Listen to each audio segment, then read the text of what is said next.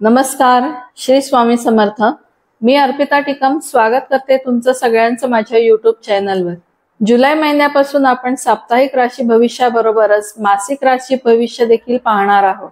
या महिन्यामध्ये 6 जुलैला शुक्र कर्क राशीमध्ये प्रवेश करेल, 12 जुलैला मंगळ वृषभ राशीमध्ये प्रवेश करेल, 16 जुलैला रवी कर्क राशीमध्ये प्रवेश करेल आणि 19 जुलैला बुध सिंह राशीमध्ये प्रवेश करणार आहे। या अनुषंगाने कन्या राशीला हा महिना कसा जाईल हे आता आपण पाहू। राशी स्वामी बुध 19 जुलै पर्यंत लाभस्थानामध्ये आहे। लग्न किंवा प्रथम स्थानावरून व्यक्तीचा व्यक्तिमत्वाचा तसेच आरोग्याचा विचार केला जातो।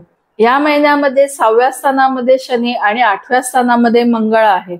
वाताचा आणि गुडघेदुखीचा त्रास असणाऱ्या जातकांनी या महिन्यामध्ये जास्त काळजी घेणे आवश्यक आहे। 12 जुलै पर्यंत मंगळामुळे भाजणे, कापणे तसेच उष्णतेने होणाऱ्या विकारांपासून त्रास होण्याची शक्यता आहे, त्यामुळे त्या दृष्टीने काळजी घेणे आवश्यक आहे। 19 जुलै नंतर राशी स्वामी बुध व्ययस्थानामध्ये प्रवेश करत आहे, त्यामुळे एकूणच पूर्ण महिना तुमच्यासाठी आरोग्याच्या दृष्टीने फारसा चांगला नाही। धनेश शुक्र दशम स्थानामध्ये आहे। धनस्थानावरून प्रामुख्याने आर्थिक तसेच कौटुंबिक गोष्टींचा विचार केला जातो।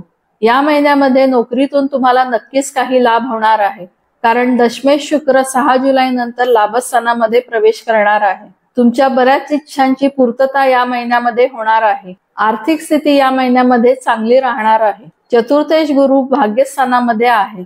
चतुर्थ स्थानावरून प्रामुख्याने घर, वाहन आणि आईचा विचार केला जातो। गुरु भाग्यस्थानात असल्याने घरातील वातावरण धार्मिक राहील।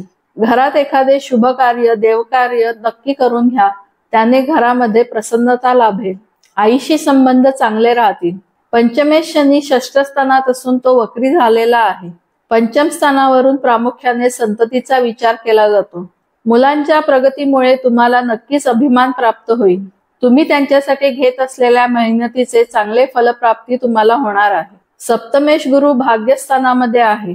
सप्तम स्थानावरून विवाह तसेच वैवाहिक सौख्याचा विचार केला जातो।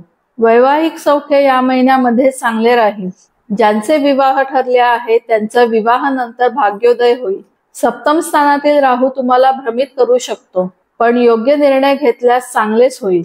भाग्येश शुक्र दशम स्थानामध्ये आहे। नवम स्थानावरून प्रामुख्याने भाग्याचा, उच्च शिक्षणाचा आणि कृष्णमूर्ती पद्धतीने वडिलांचा विचार केला जातो। शुक्र 6 जुलै पर्यंत दशम स्थानात आहे, त्यामुळे या दरम्यान तुम्हाला जर नोकरीमध्ये बदल करायचा असेल तर त्या दृष्टीने विचार करावा। 6 जुलै नंतर शुक्र लाभस्थानात जात आहे, त्यामुळे उच्च शिक्षणाच्या दृष्टीने चांगले योग तयार होत आहेत।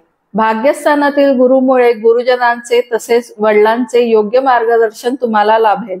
या महिन्यामध्ये दशमेश बुध 19 जुलै पर्यंत लाभस्थानात आहे।